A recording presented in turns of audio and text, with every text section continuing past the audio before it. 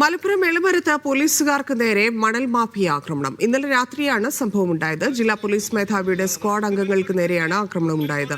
കൂടുതൽ പോലീസ് എത്തിയതോടെ പ്രതികൾ രക്ഷപ്പെട്ടു.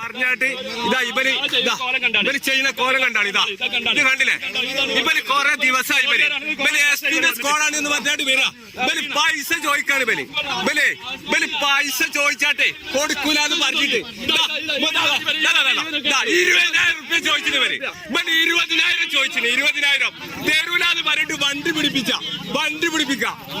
ഇതാണ് ഇവരെ പരിപാടി. പൈസ ചോദിക്കുക, 20,000 ഒക്കെ ചോദിക്കുക. നിങ്ങൾ ഇടുക്കിതാ ഇതാണ് ഇവരെ കോലം. കണ്ടില്ലേ? ഇതാണ് ജംഷീർ കുടുങ്ങി ചേരുന്നു. ജംഷീർ, എന്താണ് സംഭവം? ധന്യ, ഈ ചാലിയാർ കേന്ദ്രീകരിച്ച് വ്യാപകമായ അനധികൃത മണൽ കടത്ത് വ്യാപകമായിരുന്നു. ഇതിന്റെ പശ്ചാത്തലത്തിലാണ് ജില്ലാ പോലീസ് മേധാവിയുടെ നേതൃത്വത്തിൽ പ്രത്യേക സ്ക്വാഡുകൾ മലപ്പുറം എയർ ക്യാമ്പിൽ നിന്നുള്ള പോലീസുകാരൊക്കെ ഉൾപ്പെടുത്തിക്കൊണ്ടുള്ള പ്രത്യേക സ്ക്വാഡുകൾ അവിടെ പരിശോധന നടത്തിയിരുന്നത്. കാരണം ഈ വാഴക്കാട് പോലീസ് സ്റ്റേഷൻ പരിധിയിലാണ് ഇത്തരത്തിൽ മണൽ വ്യാപകം നടത്തുന്നത്. വാഴക്കാട് പോലീസിന് ഈ സംഘങ്ങളെ പിടികൂടാൻ കഴിയാതെ, അതായത് വാഴക്കാട് പോലീസ് പരിശോധനയ്ക്ക് ഇറങ്ങുമ്പോൾ തന്നെ ഈ സംഘങ്ങൾ കൃത്യമായി വിവരം ലഭിക്കുകയും ആ സംഘങ്ങൾ രക്ഷപ്പെടുന്ന ഒരു സാഹചര്യമുണ്ട്. പോലീസ് യൂണിഫോമിലും മഫ്തിയിലാണെങ്കിൽ പോലും അവരെ തിരിച്ചറിയുന്ന ഒരു സാഹചര്യമുണ്ട്. അതിന്റെ പശ്ചാത്തലത്തിലായിരുന്നു ജില്ലാ പോലീസ് മേധാവി ഇത്തരത്തിൽ പ്രത്യേകമായി മറ്റു പോലീസുകാരെ ഉപയോഗപ്പെടുത്തിയുള്ള ഈ സ്ക്വാഡുകൾ രൂപീകരിച്ചിരുന്നത്. അത്തരത്തിൽ നിരവധി അനധികൃത മണൽ ഇത്തരത്തിൽ പിടികൂടുകയും ചെയ്തിരുന്നു.